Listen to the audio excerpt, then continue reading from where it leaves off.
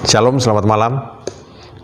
Jumpa kembali dalam program My Way, renungan singkat malam hari yang akan mengantar tidur Bapak Ibu Saudara dan saya di dalam dekapan kasih Kristus.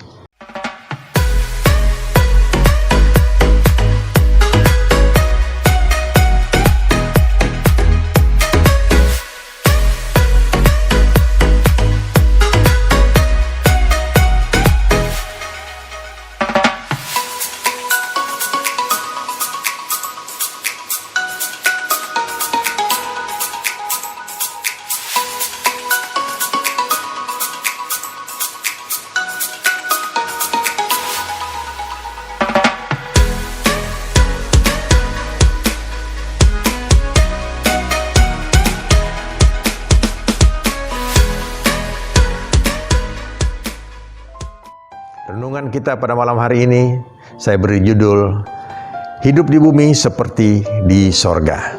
Ya, kita akan baca satu ayat firman Tuhan di dalam Matius 6 ayat yang ke-10, di mana ayat ini adalah bagian daripada doa Bapa kami yang kita kenal begitu dalam Alkitab kita, ya, doa yang diajarkan oleh Tuhan Yesus kepada murid-muridnya dan tentunya kepada kita semua pada saat ini untuk cara kita berdoa yang benar. Ya, katakan kita berdoalah sesuai dengan apa yang dikehendaki oleh Tuhan. Jangan bertele-tele, saudara. Ya, firman Tuhan juga katakan begitu. Kalau kita berdoa, kita tidak perlu bertele-tele. Ya, to the point saja. Dan kita melihat pada ayat yang ke-10 yang kita akan baca merupakan bagian daripada doa Bapa kami dari Matius 6 ayat 9 sampai 13. Ayat 10 berkata demikian, "Datanglah kerajaanmu, jadilah kehendakmu di bumi seperti di sorga." Ya, Tuhan Yesus mengajarkan kepada kita untuk kita berdoa kepada Tuhan, kepada Allah kita, ya, supaya kerajaannya datang di dalam kehidupan kita dan ya, kehendak Tuhan, kehendak Allah, ya, jadilah ya kehendakmu di bumi seperti di sorga. Jadi dalam arti kata bahwa Bapak Ibu Saudara, Tuhan ingin bahwa kehidupan setiap kita orang percaya adalah hidup sesuai dengan kehendak Tuhan, yaitu hidup sebagaimana nanti kita akan hidup di sorga walaupun kita saat ini masih di bumi. Nah, Bapak Ibu Saudara, kita tahu ya bahwa kita hidup di bumi ini, ya, kita menghadapi kehidupan yang sangat berbeda. Dan itu kita rasakan. Kita kepingin untuk hidup damai, sejahtera, tetapi ada banyak masalah, ada banyak persoalan, ada banyak pencobaan, mungkin juga sakit penyakit, bahkan sekarang semua kita ya tercekam dengan pandemi COVID-19 sampai hari ini. Ya, seharusnya kalau kita melihat di kota kita PSBB sudah selesai katanya, tapi justru ya yang terinfeksi COVID-19 semakin naik, saudara. Ini aneh, ya. Nah, kita melihat hal seperti begini. Inilah kehidupan yang harus kita jalani.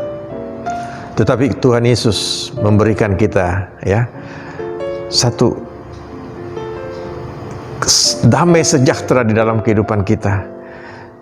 Agar dalam setiap doa kita selalu bermohon kepada Tuhan. Tuhan, datanglah kerajaanmu, jadilah kehendakmu di bumi seperti di sorga. Kenapa? Karena kita tahu bahwa kehendak Tuhan di dalam kehidupan kita, yaitu pada kita akan hidup bersama-sama dalam hidup kekekalan bersama Tuhan Yesus. Tuhan akan memberikan semua yang baik, semua yang benar, semua yang kudus kepada setiap orang yang percaya kepadanya. Oleh karena itu Bapak Ibu Saudara, ya, semasa kita masih hidup di dunia ini, mari kita selaraskan pikiran kita dengan pikiran daripada Tuhan Yesus, bahwa kita hidup ini di dunia ini, tapi kita ingin supaya kehidupan kita di dunia ini seperti di sorga. Bapak Ibu Saudara, kita tahu kita hidup di dunia ini begitu banyak tantangan. Berkali-kali saya katakan, begitu banyak tantangan di dalam kehidupan ini.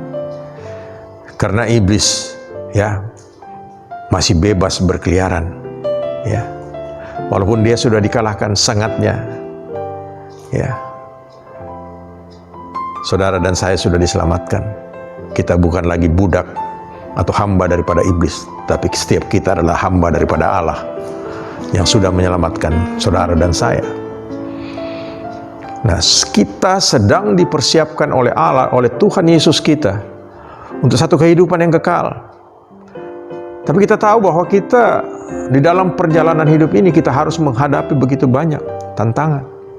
Oleh karena itu, Tuhan ajarkan setiap kita berdoa, datanglah kerajaan-Mu, jadilah kehendak-Mu di bumi seperti di sorga. Supaya apa? Supaya kehidupan kita benar-benar berada di dalam kontrol Tuhan. Sehingga apapun kehidupan kita ini, kita percaya Tuhan selalu campur tangan di dalam kehidupan kita. Ya, Bapak Ibu Saudara, kita tahu kita harus hidup standar, sesuai standar Tuhan. Ya, kita tidak boleh hidup sebagaimana kita hidup. Nah, kita melihat di sini, jadilah kehendak-Mu di bumi seperti di sorga. Ya, ada yang menafsirkan ayat ini, Bapak Ibu Saudara, bahwa kalau kehidupan kita di bumi seperti di sorga, bahwa kita hidup harus kaya raya. Saya juga bingung, saudara. Ya, bahkan ada seorang pendeta yang besar di Singapura, ajaran utamanya adalah itu. Ya, dan dia selalu menggunakan ayat ini. Orang-orang yang sudah diselamatkan harus hidup di dalam berkat, ya, artinya materi secara jasmani, hidup berkelimpahan. Bapak Ibu Saudara, ini satu tafsiran yang menurut saya terlalu mengada-ada. Karena Tuhan Yesus tidak pernah mengatakan itu.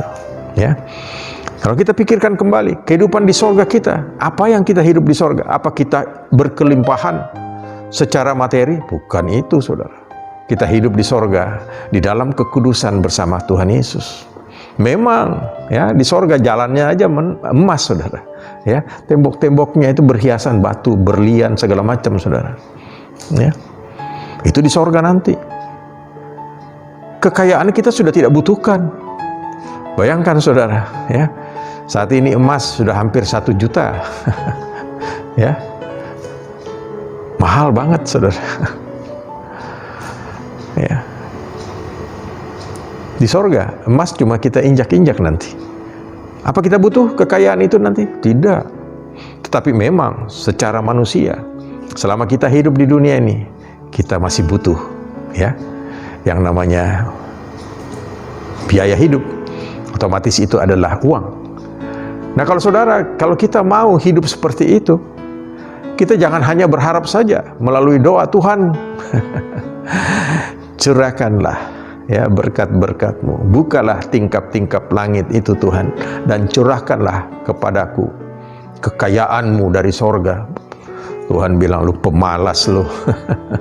Saudara, kalau saudara mau secara materi cukup, ya, untuk menghidupi keluarga kita, bahkan di dalam pelayanan kita perlu uang, saudara, bekerjalah yang keras, ya, dan Tuhan Yesus akan memberkati saudara. Ya. Beberapa hari yang lalu saya berbicara dengan seorang hamba Tuhan, dan saya sangat terkesan karena hamba Tuhan ini mengatakan, Pak, kami sebagai hamba Tuhan di dalam keadaan seperti begini, kami berharap sepenuhnya kepada Tuhan. Ya, bayangkan, Pak, tidak ada lagi ibadah, berarti tidak ada lagi income yang rutin masuk. Ya. Kemudian dia bingung, kecewa? Tidak. Dia justru katakan, ya, Tuhan Yesus sendiri adalah Allah itu sendiri aja datang ke dunia ini, rela menjadi manusia untuk menyelamatkan saya, Pak. Apa saya tidak bisa melakukan seperti Tuhan Yesus? Karena Dia memberikan kekuatan itu kepada saya. Dan saudara, hamba Tuhan ini katakan, saya sangat bersyukur di dalam keadaan seperti ini. Saya semakin dibentuk oleh Tuhan untuk senantiasa berharap kepada Dia, ya. Dan ini cocok, saudara. Kalau kita mengharapkan bahwa kehendak Tuhan terjadi di bumi ini seperti di sorga, berarti kita harus benar-benar berharap sepenuhnya kepadanya. Jangan sampai kita kemudian menjadi patah hati, menjadi kecewa oleh karena keadaan kita. Tapi puji nama Tuhan, ya. Tuhan Yesus ingin setiap kita untuk di dalam kehidupan kita hidup sebagaimana kehendak Tuhan, ya. Pandemi COVID-19 boleh menimpa kita, artinya kota kita, negara kita, bahkan seluruh dunia. Tapi satu hal, ya, kalau kita berpegang kepada firman Tuhan, datanglah kerajaan-Mu Bapa, jadilah kehendak-Mu di bumi seperti di sorga, maka saudara dan saya, kita akan berada di dalam dekapan kasih Kristus, ya. Kita katakan bahwa berada di bawah kepak sayapnya yang gagah perkasa itu, ya.